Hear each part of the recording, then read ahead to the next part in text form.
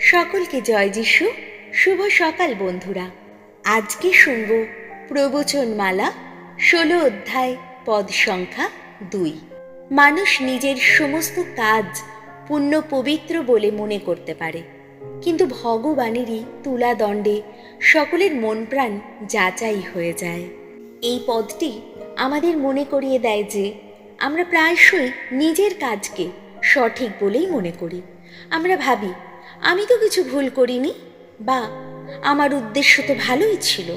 কিন্তু ঈশ্বর কেবল বাহ্যিক কাজ নয়, হৃদয়ের অভিপ্রায়ও বিচার করেন। তিনি জানেন আমাদের কাজের পেছনের আসল উদ্দেশ্যটা কি, আমাদের মনোভাব ও চিন্তার বিশুদ্ধতা। তাই শুধু কাজ ভালো করলেই কিন্তু চলবে না, সেই কাজের পেছনের উদ্দেশ্য যেন খাঁটি হয়।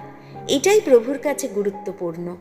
অন্যেরা না দেখলেও প্রভু আমাদের অন্তরের ভাবনা কিন্তু সব সময় দেখছেন।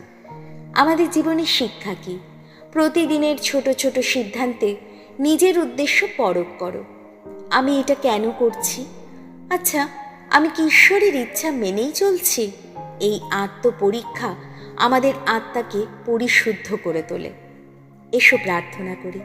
হে প্রভু, আমার মনকে বিশুদ্ধ করো, যেন আমার কাজ কেবল বাহ্যিকভাবে নয়, মন থেকে তোমারই ইচ্ছা অনুযায়ী হয়। তুমি যেহেতু অন্তর দেখতে পাও, আমার হৃদয় যেন সদা তোমার প্রেমে স্থির থাকে। এই সকল প্রার্থনা করি আমাদের প্রভু যীশু খ্রিস্টের নামে, আমেন।